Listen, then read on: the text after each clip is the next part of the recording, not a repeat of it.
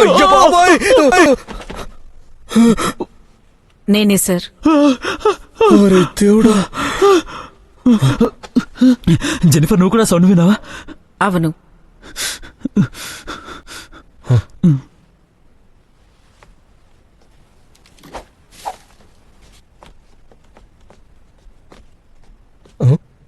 రే డ్యూగో, నువ్వు ఇంకా నిద్రపోలేదా? ఏం చేస్తున్నావు అక్కడ?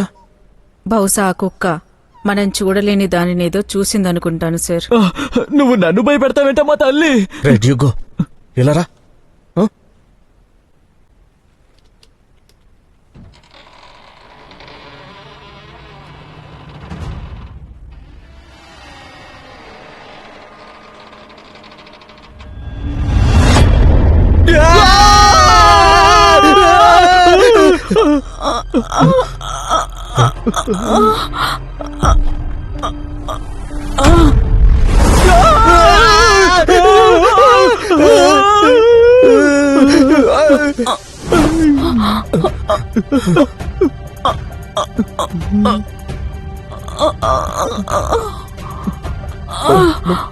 ఎవరు మీరు?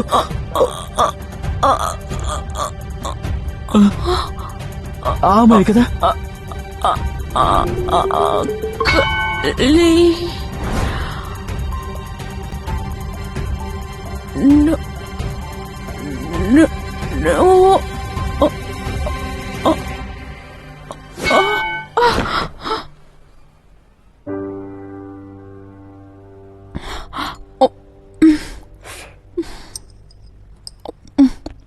మీరిలా కళ్ళు తిరిగి పడిపోయే వరకు ఆకలితో ఉండటం వల్ల మీ జీర్ణ వ్యవస్థ చాలా దెబ్బతింటుంది. మంచినీళ్ళు తీసుకోండి. థ్యాంక్ యూ అండి.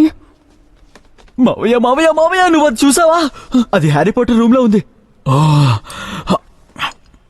ఆ స్టెప్స్ కింద రూమ్ ఉందని నీకు ముందే తెలుసా? తెలీదు. నువ్వు చాలా మారిపోయావు. నిన్ను వీధిలో చూసినప్పుడు అసలు గుర్తుపట్టలేదు.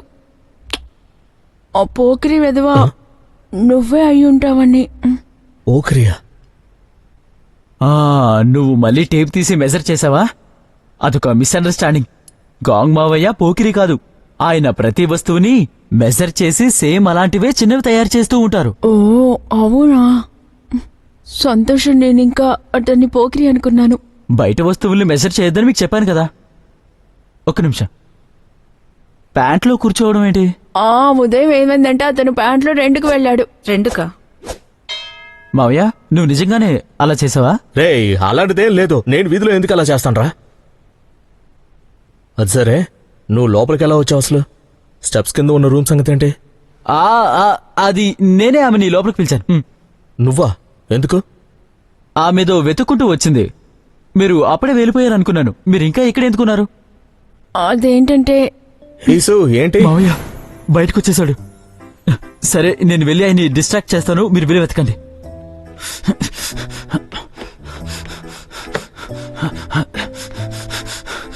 మా ఫ్యామిలీ చాలా అర్జెంటుగా వెళ్లిపోవడం వల్ల సామాన్లు అలాగే ఫ్యాంగ్ని ఇక్కడే వదిలేసి వెళ్లిపోయారని చెప్పారు కదా. ఆ రూమ్ లో సామాన్లు అలాగే ఉన్నాయని చూద్దామని వెళ్ళాను. ఈ ఇంట్లో స్టెప్స్ కింద ఒక సీక్రెట్ రూమ్ ఉందని మా ఇంట్లో ఫ్యామిలీకి తప్ప ఇంకెవరికీ తెలీదు. చాలా థ్యాంక్స్ అండి. నేను వెతుకుతున్న వస్తువు నాకు దొరికింది.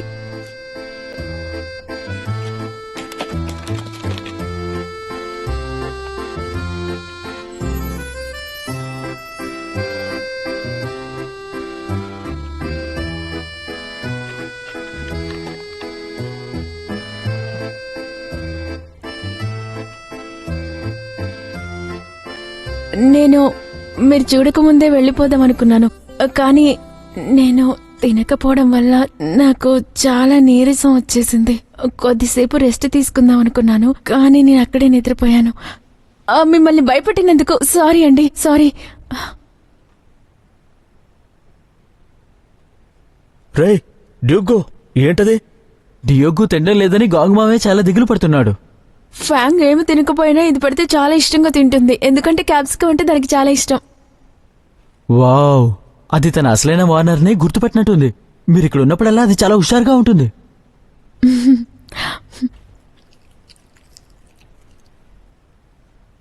సరే అయితే, మీరు ఇక్కడికి వచ్చిన పని పూర్తయినట్టుంది కదా.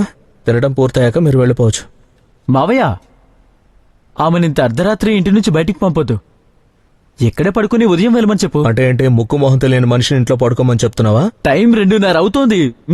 ఆమెనిప్పుడు ఎలా పంపిస్తాం? వాళ్ళ మామయ్య అడ్రస్ తెలియనప్పుడు ఆమె ఎక్కడికని వెళ్తుంది? స్టెప్స్ కింద ఉన్న రూమ్ లో ఆమెను పడుకోనివ్వు. నేను నిజంగా ఇక్కడ పడుకోవచ్చా? లేదు, నువ్వు వెళ్ళిపో. నేను ఒప్పుకుంటున్నాను. ఆమె ఈ టైంలో బయటికి వెళ్లడం అనేది చాలా ప్రమాదకరం. కరెక్ట్. అసలు టైం చూడు మావయ్య ఒకసారి. నేను పైకి వెళ్తున్నాను. హ? మీరు బాగా విశ్రాంతి తీసుకోండి. ఏంటి? ఆ వ్యక్తి నన్ను వెళ్ళిపోమని చెప్పాడు కదా మరి. ఆ గాంగ్ మావయ్య భాషలో మిమ్మల్ని ఇప్పుడు ఇక్కడే పడుకోమని చెప్పాడు. మావయ్య ఎక్కువ మాట్లాడాడు కాబట్టి నేనే ఆయన ట్రాన్స్లేటర్ని.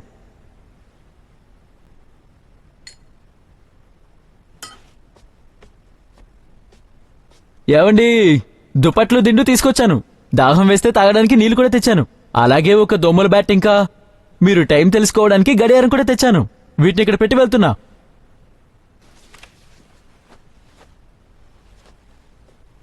హ్మ్?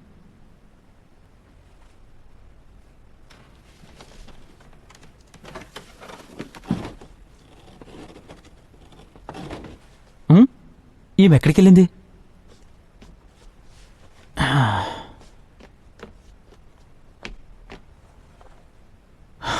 జెన్నిఫర్ ఆల్రెడీ తన కోసం తీసుకొచ్చినట్టుంది.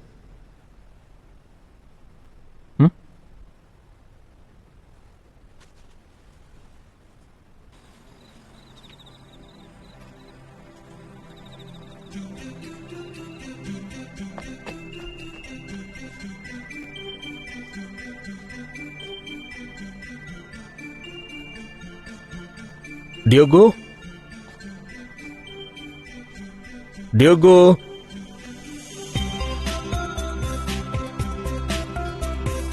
ఇది ఎక్కడికి వెళ్ళిపోయింది?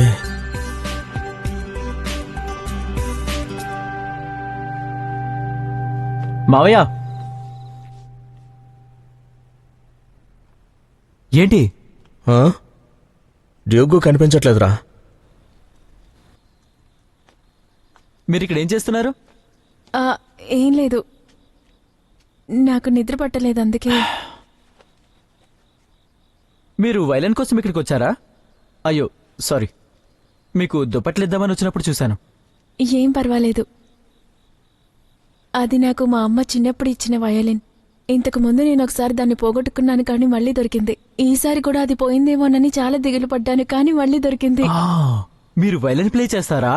నీకు తెలుసా, మా నాన్న ఈ ఇల్లు దానికోసమే కట్టారు, చుట్టుపక్కల వారి నుండి ఇబ్బంది లేకుండా ఉండడానికి.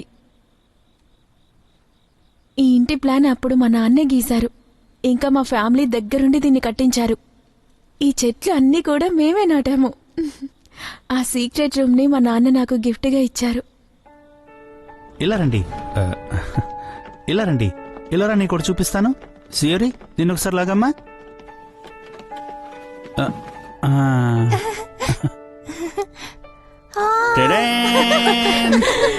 చాలా హ్యాపీగా ఉంది.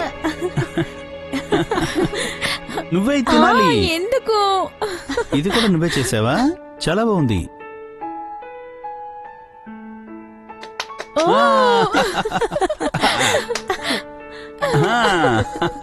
ఎంత అందంగా ఉందో. చాలా బాగుంది.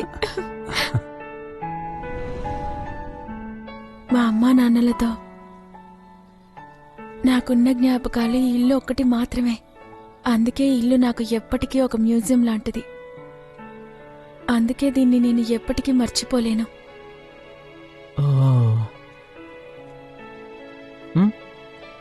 మీరు మీ మామయ్యతో ఉన్నట్టు చెప్పారనుకుంటా. నాకు 14 ఏళ్లున్నప్పుడు మా అమ్మ నాన్న చనిపోయారు. సొరంగం కూలిపోయింది, అదొక యాక్సిడెంట్. అప్పటి నుంచి నేను మా అత్తయ్య మామయ్యలతో కలిసే ఉండేదాన్ని. అవును,